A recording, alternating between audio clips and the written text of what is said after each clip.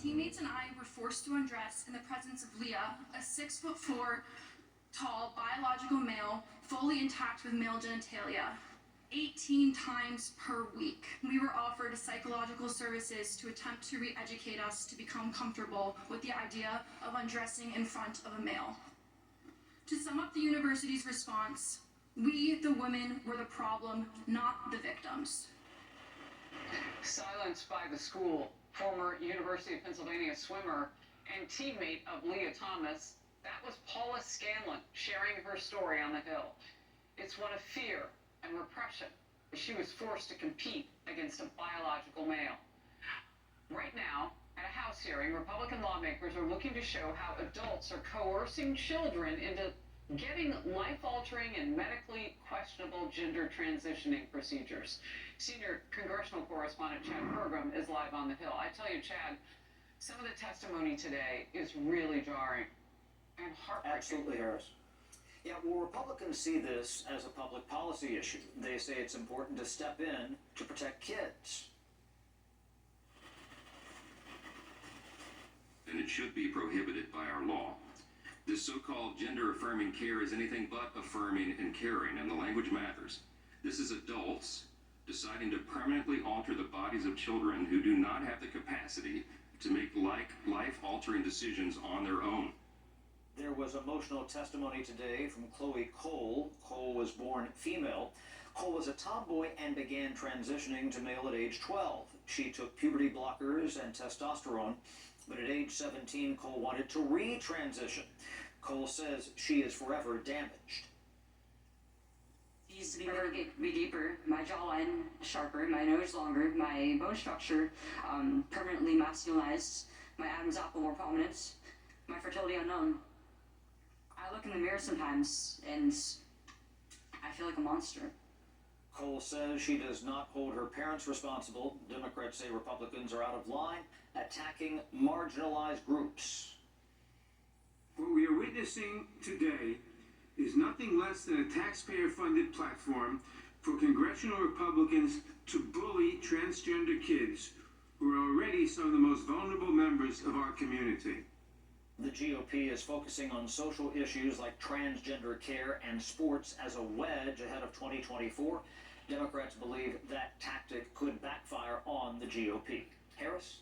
Chad, thank you. Raymond Arroyo, now Fox News contributor. I know you have some very strong thoughts about this. Please share.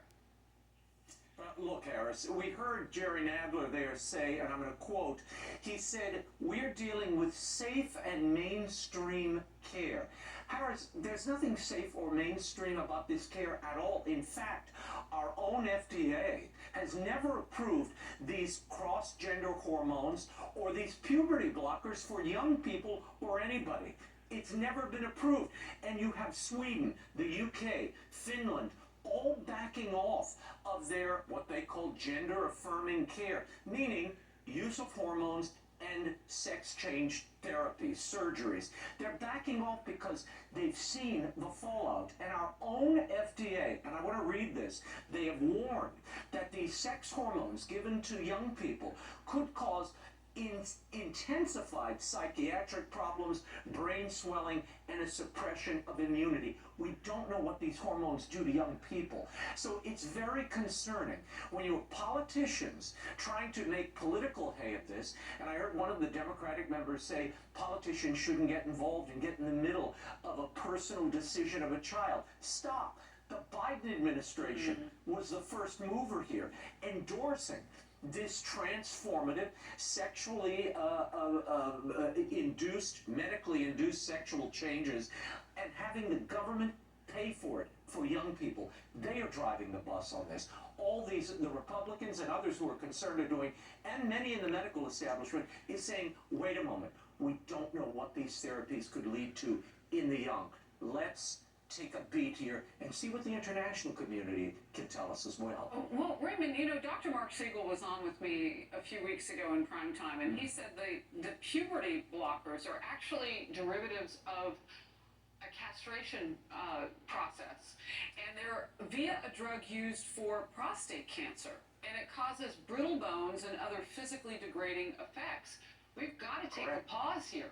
I mean, he thinks it's permanent. And if it's the sort of thing causing brittle bones and it goes on for too long and it makes you frail, I mean, that's incredibly dangerous. So you're right. I mean, we have to take a pause and scientifically look at what's happening. All right, let me get to this next part of this, please.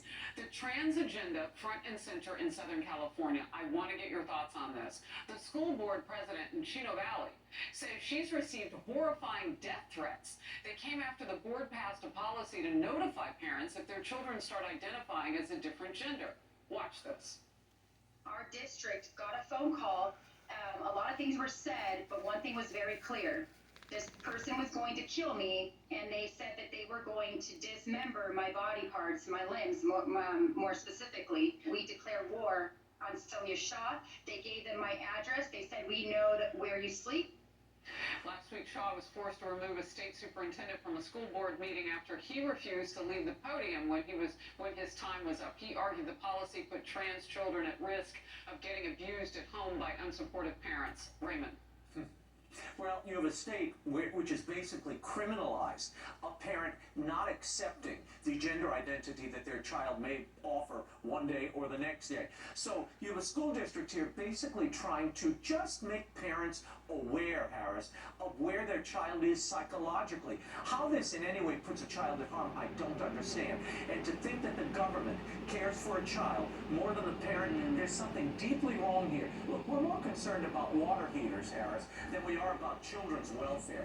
These are procedures and medical interventions that transform them forever, not only physically, psychologically, and at every step of the way. This has to be monitored closely, and parents need to be involved every step of the way, not at the end of the process. Raymond Arroyo, always the best words to end with on the Faulkner Focus come from you. Thank